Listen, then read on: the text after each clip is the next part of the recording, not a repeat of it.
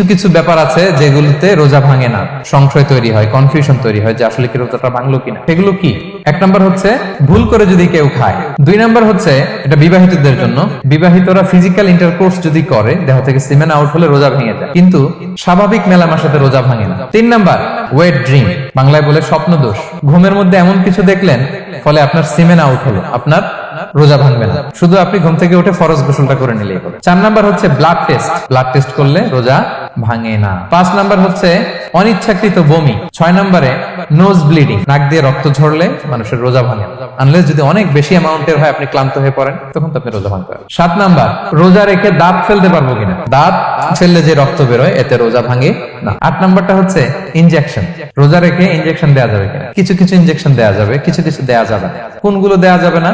Energetic injection দেওয়া যাবে না, যে ইনজেকশনে ফুড সাপ্লিমেন্টারি আছে, যেটার মধ্যে নিউট্রিশন ভ্যালু আছে, এই ইনজেকশন গুলো দেওয়া যাবে না। কিন্তু পেইন কিলার যে ইনজেকশন গুলো আছে এটা দিতে পারবেন, অ্যান্টিবায়োটিক ইনজেকশন দিতে পারবেন, অ্যানেস্থেটিক ইনজেকশন দিতে পারবেন, এই জাতীয় মেডিকেশন ইনজেকশন গুলো দিতে পারবেন। নয় নম্বরে কিছু কমন ব্যাপার আছে, এর মধ্যে এক নম্বর হচ্ছে টুথপেস্ট। রোজা রেখে টুথপেস্ট দিয়ে ব্রাশ করা যাবে কিনা? যাবে, কিন্তু না করাই ভালো।